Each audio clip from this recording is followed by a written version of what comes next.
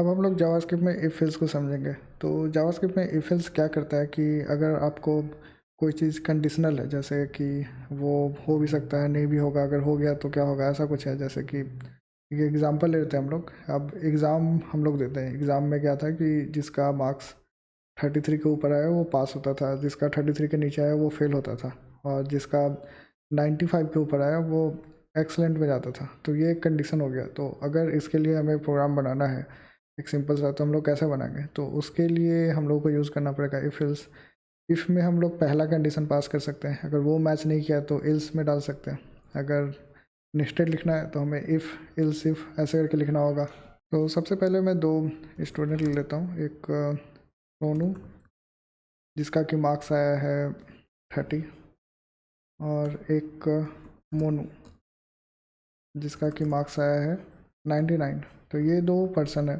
अब इसका अगर हमें चेक करना होगा तो हमें लिखना होगा कि इफ़ अगर मार्क्स जो है वो सबसे पहले हमें चेक करना है, तो हमें देखना होगा कि वो फेल है या नहीं है। तो अगर मार्क्स जो है वो 30 से कम है या 33 से कम है, तो यहाँ पे कर्ली ब्रैकेट में हम लोग प्रिंट कर सकते हैं, जिसके लिए मैं कंसोल का यूज़ करूँगा। तो मैंने लिखा फेल। अब दूसरा आ जाता है कि अगर 33 के ऊपर है तो इल्स, अगर 33 के ऊपर है तो वो पास होगा। लेकिन एक और कंडीशन पहले लिखना पड़ेगा हमें कि इल्स इफ़, फिर से इफ़ लगाना होगा, जो मार्क्स जो है वो 95 के ऊपर है। 95 के ऊपर है तो हमें लिखना होगा कि बहुत अच्छा है, एक्सलेंट लिखना होगा। और अगर कोई भी कंडीशन मैच नहीं होता है इन दोनों में से, तो हमें बस लिख देना होगा कि ये जो है वो पास है। तो यहाँ पे मार्क्स कुछ है नहीं, तो यहाँ पे मुझे दोनों को एक बाई एक करके देखना होगा। तो मैं यहाँ पे सोनू लिख देता हूँ। फिर से सोनू लिख दिया मैंने। जब प्रिंट किया तो ये फेल हो गया। अब क्या करता हूँ, मोनू को देख लेता हूँ। मोनू लिखा मैंने, अब इसका एक्सलेंट आया। तो इस तरह से हम लोग इफ एल्स का यूज़ कर सकते हैं।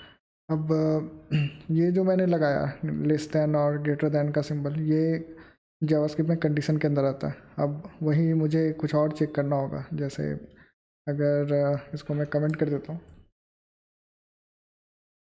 और ये वाला मैं कॉपी कर लेता हूँ।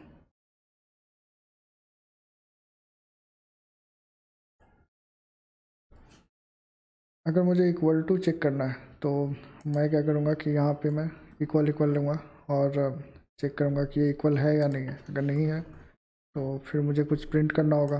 तो मैं प्रिंट कर लेता हूँ यहाँ पे इक्वल या अनइक्वल। अब अगर इसको देखता हूँ तो ये अनइक्वल आया। अगर मैं इसे 99 कर दूँ और अब मैं इसे देखूँ तो ये इक्वल आ रहा है। लेकिन इक्वल जावास्क्रिप्ट में दो टाइप का होता है। अब ये 99 है, लेकिन ये क्या है कि ये एक नंबर है, लेकिन अभी भी मैं कर रहा हूँ तो ये इक्वल ही आ रहा है। लेकिन नंबर और स्ट्रिंग में दोनों सेम नहीं हो सकता है। तो उसके लिए जावास्क्रिप्ट में ट्रिपल इक्वल टू आता है। अगर मैं अब ट्रिपल इक्वल टू करूँगा तो अनइक्वल आएगा, और इसको मैं हटा देता हूँ तो अब ये इक्वल आएगा।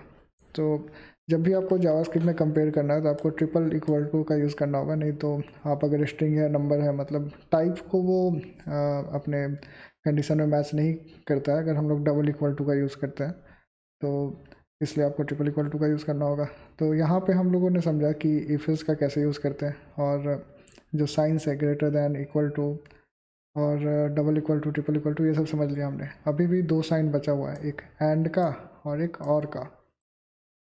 तो एंड के लिए हम लोग ये दो एंड का यूज़ करते हैं, और के लिए इन दोनों का यूज़ करते हैं।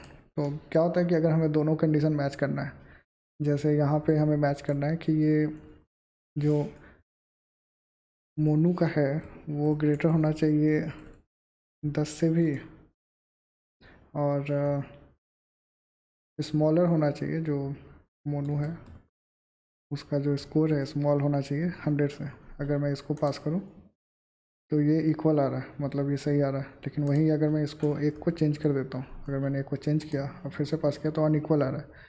ऐसा इसलिए हुआ क्योंकि यहाँ पे दोनों कंडीशन मैच होना चाहिए। अगर दोनों कंडीशन, अगर लेफ़्ट राइट जो भी है उसको आपको मैच कराना है और उसके अकॉर्डिंग आपको रिजल्ट चाहिए, तो आपको एंड का यूज़ करना है।